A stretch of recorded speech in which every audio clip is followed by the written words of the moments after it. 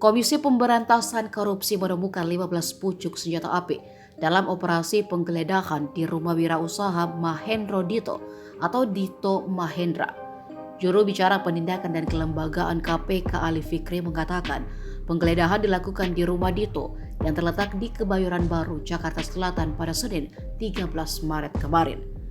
Penggeledahan dilakukan terkait penyidikan dugaan tindak pidana pencucian uang mantan Sekretaris Mahkamah Agung Nur Hadi. Adapun 15 pucuk senjata api itu terdiri dari 5 pistol berjenis Glock, 1 pistol S dan W, 1 pistol Kimber Micro, serta 8 senjata api laras panjang. Ali mengatakan penyidik akan mendalami lebih lanjut mengenai kepemilikan senjata api tersebut. Termasuk diantaranya adalah apakah senjata api itu masih terkait dugaan tindak pidana pencucian uang. Juru bicara berlatar belakang jaksa itu menyebut saat ini pelaku tindak pidana korupsi menyamarkan uang hasil kejahatannya dengan berbagai cara. Lebih lanjut, KPK telah berkoordinasi dengan Polri terkait temuan 15 pucuk senjata api tersebut. Dito sebelumnya telah dipanggil KPK hingga lebih dari 3 kali untuk dimintai keterangan mengenai dugaan TPPU Nur Hadi. Pada 6 Februari, Dito memenuhi panggilan penyidik. Ia pun dicecar terkait dugaan aliran dana dan pembelian barang bernilai ekonomis oleh Nur Hadi.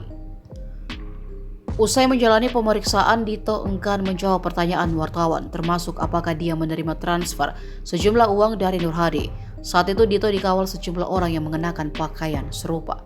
Mereka mendampingi Dito dan bertindak seakan menjaganya dari wartawan sepanjang perjalanan keluar dari gedung KPK. Diberitakan sebelumnya, Nur Hadi merupakan terpidana kasus suap pengurusan perkara di Mahkamah Agung. Nur Hadi dan menantunya Reski Herbiono dinyatakan terbukti menerima suap dari Direktur Utama PT Multikon Indra Jaya Terminal 2014-2016 Hindra Suyoto terkait kepengurusan 2 perkara Hindra. Selain itu, Nur Hadi dan Reski terbukti menerima gratifikasi 13,7 miliar rupiah dari sejumlah pihak yang berperkara di tingkat pertama, banding, kasasi, hingga peninjauan kembali. Nur Hadi kemudian dijebloskan ke Lembaga Pemasyarakatan Sukamiskin, Bandung, Jawa Barat. KPK lantas mengembangkan kasus ini dan mengusut dugaan tindak pidana pencucian uang.